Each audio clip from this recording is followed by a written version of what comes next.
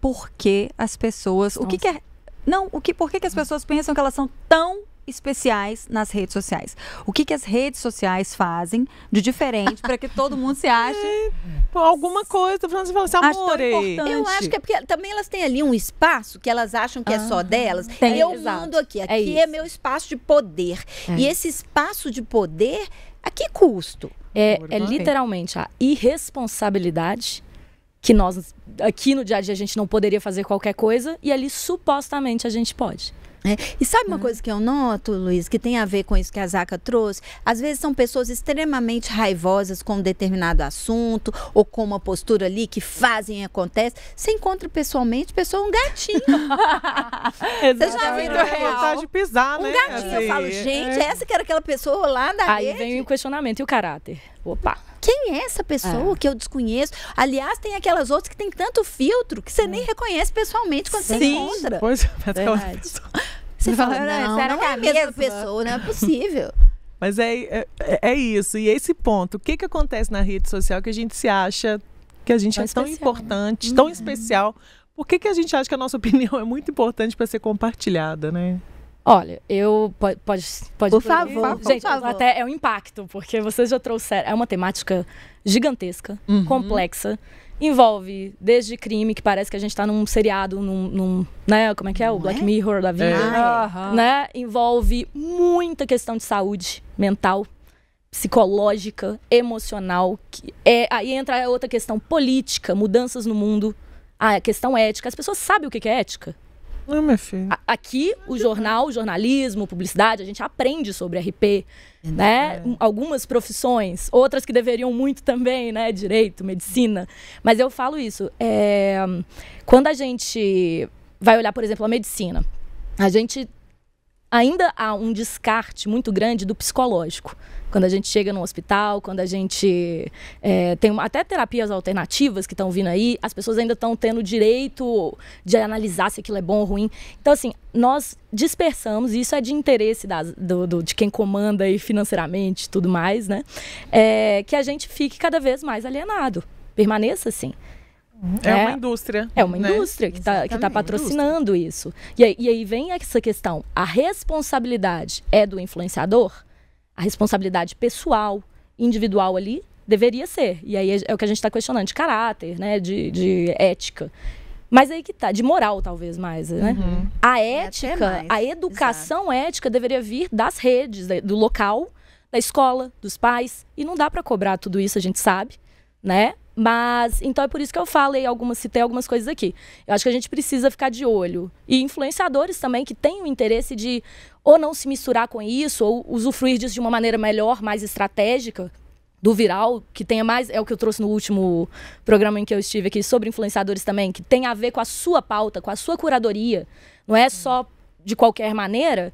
Você pode pensar vendo o mundo, as mudanças que estão acontecendo ali, a nova geração que tá vindo aí, porque isso há uma mudança, o desespero talvez das pessoas mais velhas, todos os casos que você citou, não vi nenhum jovem específico aqui por enquanto. É verdade. Né? Há um grupo fazendo uma dancinha, há um outro grupo fazendo um extremo ali sobre casamento, sobre finanças, Então, existe visualizar o mercado, analisar. Eu sou uma pessoa que ama análise.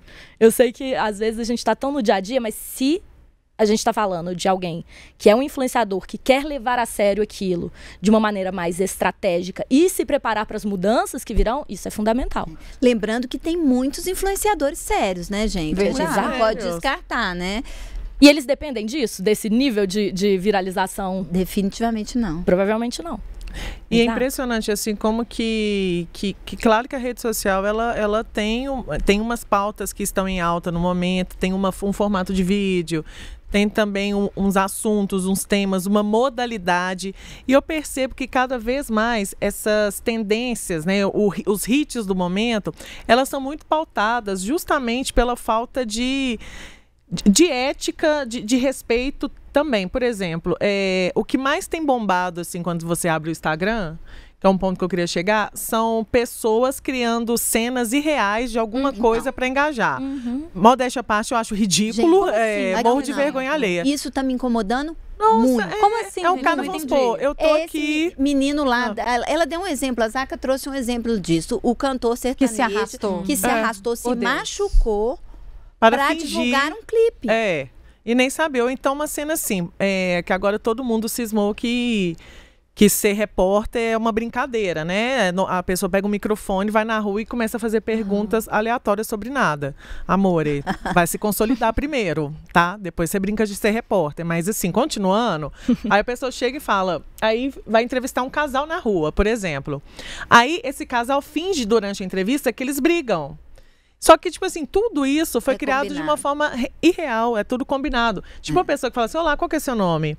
Vou te levar aqui nessa loja, me fala o número, 4. Você tem 4 mil reais para gastar nessa loja. Isso é uma mentira. Isso não existe. E é o roteiro batido, né? É um roteiro batido. E várias pessoas, então assim... Cara, em que isso acrescenta? Pois é, então tá achando assim, de onde que você vê? Tipo assim, que desocupação, não, vai fazer uma hidroginástica, sabe? Atores brigando para viralizar. Ou seja, não era uma briga verdadeira. É uma mentira, eles criaram uma briga e aí alguém filmou aquela briga para viralizar. É isso. Esse é o conteúdo que a gente vê. E aí? Aí eu trago uma questão quantitativa. Aí vem a regra do jogo. As redes sociais pedem isso. Os números, a quantidade de tempo que fica-se ali visualizando um conteúdo, significa que ele é qualitativo, que ele tem qualidade. Então, infelizmente, os números que não significam... Deixa eu te fazer uma pergunta. Né? As pessoas, olha que contradição, né? Tanta gente que a gente conhece, que tem bons conteúdos, aí eu estou me referindo a conteúdos de qualidade, independentemente da geração, né? Podem ser gerações distintas e que ficam batalhando aí para conseguir seguidores. Sim. E essas pessoas que mandam aí inverdades, criam fakes, estão aí viralizando. Então, que dica que você dá? O que a pessoa tem que fazer para conseguir reverberar um conteúdo autêntico? Infelizmente, pensar nos números, sim. Porque se a regra do jogo está sendo desse jeito, é por isso que eu falo, analisar tudo o que está acontecendo. Quais as regras do seu país devido à regulamentação. E aqui eu não estou nem trazendo questões de posicionamentos ideológicos, nem nada. Se vier, eu acho que todo mundo aqui está de acordo que a gente precisa de uma regulamentação. Já passou da hora. Pra ontem. Alexandre de Moraes só sabe derrubar, quase pedindo para ele interditar tudo aí. Interdita tudo. Isso porque... precisa passar. Eu acho que principalmente pela questão infantil, pela questão de crimes. Sim, pelas inverdades, né? Mas a gente precisa também batalhar e para furar essas bolhas, só que é um sistema muito maior do que um indivíduo sozinho. Se você é uma máquina muito grande. Então, para alguém que quer com seriedade trabalhar com aquilo ali, dá uma olhada, por exemplo, antes de vir aqui, me preparando, dando uma checada nos números, 2 detalhes que eu achei curiosos. O Brasil é o maior... aliás, vocês já devem ter falado isso em outros programas de influenciadores também, mas seguimos sendo o país que mais tem influenciadores no mundo. Sim.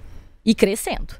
E fora isso também, joguem depois, eu fiquei curiosa assim, quem que são os mais influentes? Aí vai ter Neymar, no sentido de números.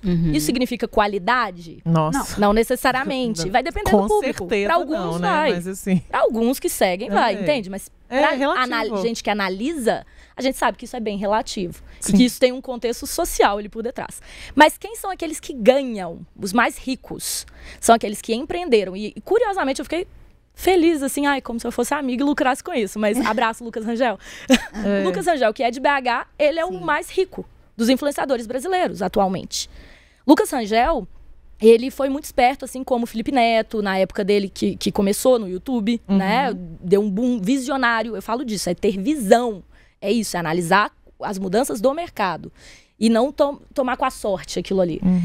Eles têm empresas. Eles passaram a empreender, utilizar o dinheiro que ganha ali, investir em outras coisas que vão render além. Então, eles não dependem só de influenciadores. É outro dado. Só 13%. Mas eles chegaram quando tudo era mato. Não tinha esse tanto de dinheiro. Mas hoje em dia, isso aí é possibilidade boa. Porque tudo é mato hoje em dia. A gente não falou? Na terra de ninguém? Na terra de ninguém, né? Tudo pode virar novidade atualmente? Tem isso. Entende? Você acha que criatividade aliada à estratégia pode ser o melhor caminho? Eu, particularmente, acredito que sim. Mas não quer dizer que seja o mais fácil. É exatamente o oposto. O mais fácil, às vezes, é ficar de olho ali no viral, mas eu sempre falo com meus clientes de marketing, por exemplo, eu divido em pago e orgânico. 2 maneiras de utilizar o marketing digital, principalmente. O pago ou orgânico. Dessas 2 maneiras, você tem que conversar com o robozinho ali. Você tem que contar para ele. Você vai contratar uma equipe que vai saber bem como fazer esse pagando e dando essas informações. Olha, eu quero que você chegue a tal público, etc. Anúncios, contratem, aí eu explico melhor. Mas no orgânico, se você não tem condição, e normalmente é como o influenciador começa, vai depender daquilo, o influenciador utiliza muito dessas opções, que é a principal que eu falo aqui é constância. Independente, eu cito normalmente, e aí para empresas, né, CNPJ, constância, prova social, que aí temos a dúvida se é real ou se não é, né, quem que é o público e tudo mais, e também conteúdo de valor. Mas aí a gente está questionando aqui também por causa de influenciadores digitais que não necessariamente levam isso em conta. Mas a constância, ela é o ponto inevitável. Chave, né? Chave para uma empresa séria, digamos assim, um influenciador sério ou uma viralização. Ainda é uma constante no algoritmo, nos números, no funcionamento do robozinho de qualquer rede social hoje em dia. E aí uma outra dica. Eu, por exemplo, se eu, Luísa, quero me divulgar no sentido profissional, eu vou em qual rede social? Qual vocês diriam? Profissional. A palavra é profissional. LinkedIn. Boa. Se eu quiser divulgar algo de estética, qual que eu iria? No Instagram. Pensa um pouquinho mais aí. Estética, você é linda, maravilhosa. Onde que a gente vê? Não, uma rede ou outra. Pinterest, não é? Ah, é porque eu uso muito. Eu amo. Mas visualizou? Visualizou? Não uso nada, nem tem. A estética? Vi. Por quê? Outro detalhezinho aí, outra dica pra vocês. Faz um triângulozinho. Mídia social, qual o objetivo dela? Empresa, né, vou chamar aí marca, né, do influenciador também, qual que é o seu objetivo naquela rede social? Cliente final, quem vai te dar o dinheiro ou a marca que vai pagar para você? Qual o objetivo dela? Tem 3 interessados aqui.